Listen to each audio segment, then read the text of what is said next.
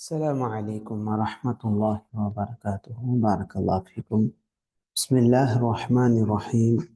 إن الحمد لله والصلاة والسلام على رسول الله وعلى آله وأصحابه ومن تبعهم بإحسان إلى يوم الدين.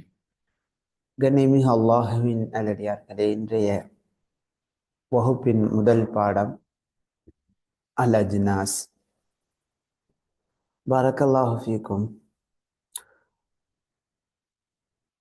அல் அஜ்னாஸ் என்ற இந்த பாடநூலிலிருந்து நாம் கடந்த வகுப்பு முதல் பார்த்து வருவது அஸ்ஸுலாசியுல் மஸீது ஃபீஹி, மூன்று எழுத்துக்களை விட அதிகமான எழுத்துகள் கொண்ட வினைச்சொற்களை பற்றி நாம் பார்த்து வருகிறோம். அந்த தொடரில் முதல் வகையாக, இதுல 3 வகைகள் இருக்குது. அதுல முதல் வகை ஒரு எழுத்து மட்டும் கூடுதலாக வரக்கூடிய வினைச்சொற்கள். 3 எழுத்திலிருந்து ஒரு எழுத்து மட்டும் கூடுதலாக ஆக்கப்பட்டுள்ளது. இந்த வகையில் 3 வசன்களில் அல் முதல் வசனை நாம் பார்த்து விட்டோம் கடந்த வகுப்பில். கரும என்ற 3 எழுத்து அசுலாசியுல் முஜர்ரத், 3 எழுத்து மட்டும் இருக்கக்கூடிய கரும என்ற ஃபஅலில் இருந்து துவக்கமாக ஹம்சா ஆரம்பிக்கப்பட்டு சேர்க்கப்பட்டு கூடுதலாக சேர்க்கப்பட்டு அக்ரம என்று வரக்கூடிய வினைச்சொல்லை கடந்த வகுப்பில் நாம் பார்த்தோம். அக்ரம. இதே வகையில் இன்றைய வகுப்பில் நாம் பார்க்க இருப்பது ஒரு எழுத்து மட்டும் அதிகமாக்கப்படக்கூடிய வினைச்சொல். 3 எழுத்தில் அதிகமாக்கப்படக்கூடிய வினைச்சொல். அத்தானி, இரண்டாவது வஸ்னு ஃபஅல, ஃபஅல என்ற வசன். அஸ்ஸாயிது ஃபீஹி, இந்த ஃபஅலில் அதிகமாக வந்திருக்கக்கூடிய எழுத்தானது ஹர்ஃபுன் மின் ஜின்சி ஐனி ஃபஅலிஹி, அந்த ஃபஅலினுடைய ஐன் கலிமாவின் இனத்திலேயே ஒரு எழுத்து அதிகமாக வந்திருக்கும். பைனல் ஃபாஇ வல் ஐனி, ஃபா கலிமாவிற்கும் ஐன் கலிமாவிற்கும் மத்தியில். உதாரணமாக இங்கே பாருங்கள். காஃப் என்பது ஐன் ஃபா கலிமா, ரா என்பது ஐன் கலிமா. இந்த ஃபா கலிமாவிற்கும் ஐன் கலிமாவிற்கும் இடையில், அதாவது இந்த ஐன் கலிமாவையே அதே இன்னொரு எழுத்தாக மாற்றுவது, இதுதான் கூடுதலாக வரக்கூடிய எழுத்தாகும் இந்த ஃபஅலில், இந்த வசனில். யுகாலு லஹு, இந்த வசனிற்கு பாபத் தஃஈல், தஃஈலுடைய பாப் என்று பெயர் சொல்லப்படும். நஹு, உதாரணமாக தக்ரீம் என்பதை போல. தஸ்ரீஃபுஹு, இதனுடைய சர்ஃப் எப்படி இருக்குன்னு சொன்னா, அல் மஅலூம் கர்ரம யுகர்ரிமு தக்ரீமன் ஃபஹுவ முகர்ரிமுன். கர்ரம, கரும அப்படின்னா என்ன அர்த்தம்? சங்கையானான், கண்ணியமானவனாக ஆனான். அக்ரம, கண்ணியப்படுத்தினான். அதே போல் உண்டான ஒரு அர்த்தம்தான் கர்ரம, சங்கைப்படுத்தினான், கண்ணியப்படுத்தினான். யுகர்ரிமு, கண்ணியப்படுத்துவான்.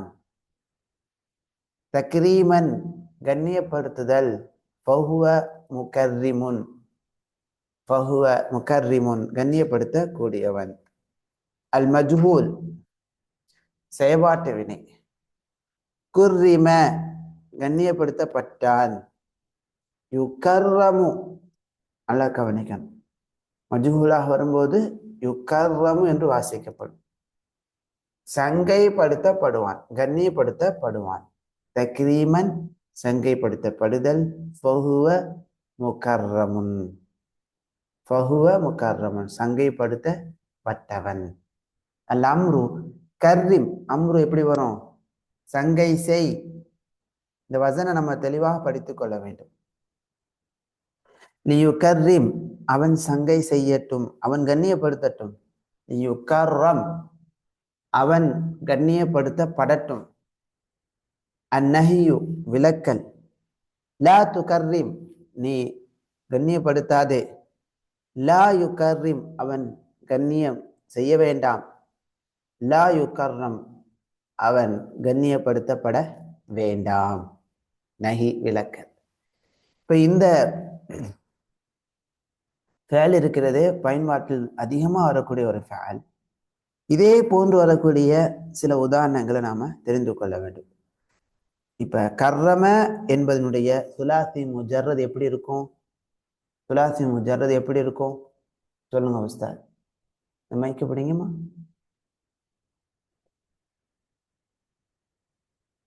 கர்ரம இதனுடைய சுலாசி முஜர்ரத் எப்படி இருக்கும்? சுலாசி முஜர்ரத் கரும என்று இருக்கும். கரும கரும. இதனுடைய மசீது ஃபீஹியாக முதலில் ஹம்சா அதிகமாக வரக்கூடிய சுலாசி மசீது ஃபீஹியா நாம பார்த்த ஃபேலின் உதாரணம் சொல்லுங்க. அக்ரம. அக்ரமன்னு பார்த்தோம். ஹம்சா ஆரம்பத்தில் அதிகமாக ஆக்கப்பட்டுள்ளது. அக்ரம. இப்ப ஐன் கலிமாவே என்ன செய்யப்பட்டுள்ளது? ரெண்டாக ஆக்கப்பட்டுள்ளது. அதான் இந்த பாடத்துல பார்த்தது அக்ரம. இந்த அமைப்புலாம் இதுல வரக்கூடிய தஸ்ரீஃப்லாம் இதே போன்று வரக்கூடிய அஹ்சன யுஹ்சினு இஹ்சானன் ஃபஹுவ முஹ்சினுன் இதே அமைப்பு தான், இதே ஃபார்முலா தான். ஆகையால் இந்த ஃபார்முலாவை நல்லா மனப்பாடம் செய்து கொண்டால் இதே ஃபார்முலாவில் வரக்கூடிய மற்ற ஃபேலையும் இதே போல நம்ம தஸ்ரீஃப் சர்ஃப் செய்து அறிந்து கொள்ளலாம். அதே போல இப்ப நாம படித்தது கர்ரம. ஐன் கலிமா. ஐன் கலிமா அது இரட்டிப்பாக ஆக்கப்பட்டு வரக்கூடிய வினைச்சொல், முத்தஅத்தியாக வரும்.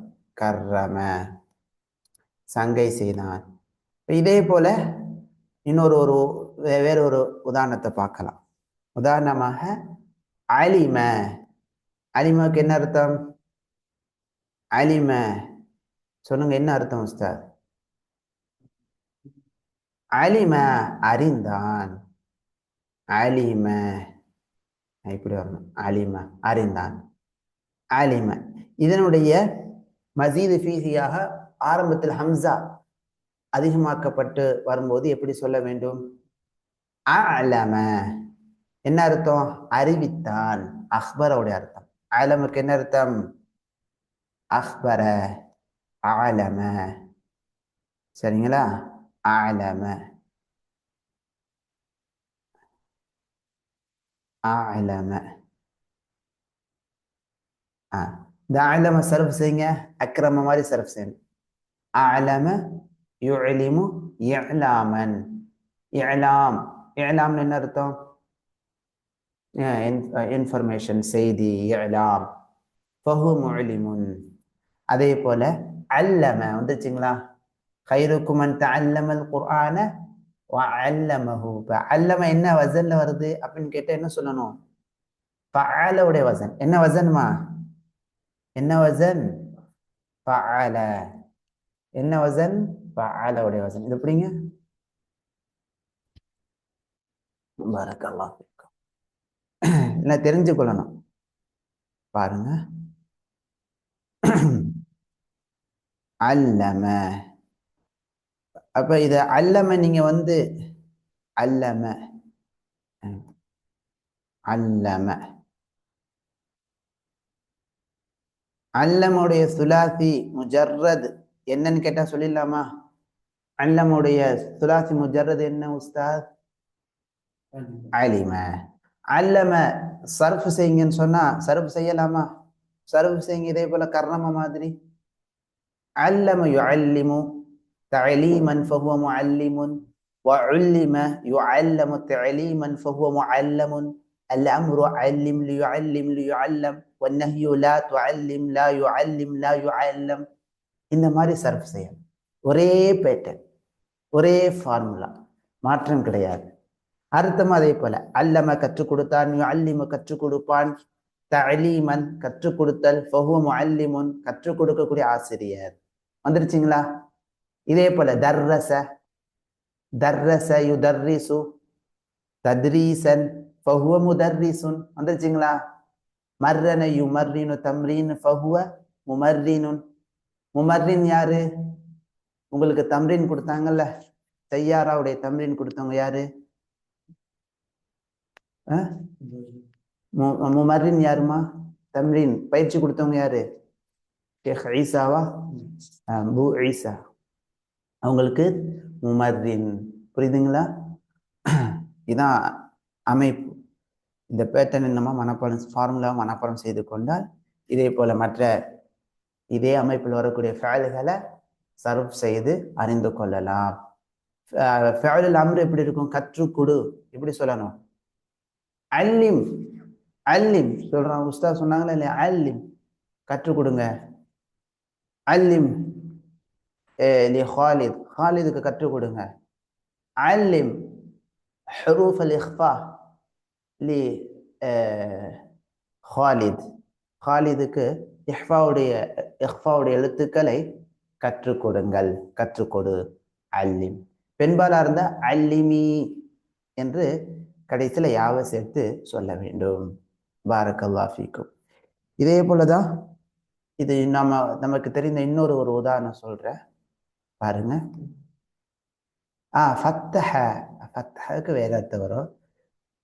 இதே போல அமைப்பு தான் இன்னொன்று சொல்றேன் பாருங்க. தெரிஞ்ச இன்னொரு ஒரு ஃபஅல் சலிம. சலிம ஆபத்திலிருந்து ஈதேற்றம் அடைந்தான். சலிம இதனுடைய சுலாசி மசீது ஃபீல ஆரம்பத்தில் ஹம்சா அதிகமாக்கினால் எப்படி வரும்? அஸ்லம. என்ன அர்த்தம்? இஸ்லாத்தை ஏற்றான். பல அர்த்தங்கள் வரும். வந்துருச்சுங்களா? அதை நீங்க சர்ஃபு செய்யுங்கன்னா அஸ்லம அக்ரம சர்ஃபு செஞ்ச மாதிரி சர்ஃபு செஞ்சு பார்க்கணும். அதே பேட்டர்ன் தான், அதே ஃபார்முலா தான், மாற்றம்லாம் இங்கே கிடையாது. அஸ்லம இதனுடைய ஐன் கலிமா அஸ்லம. ஐன் கலிமாவை இரட்டிப்பாக ஆக்கி வரக்கூடிய துலாத்தி மசீது ஃபீஹி சொல்லுங்க. சலிமாவுடைய சல்லம.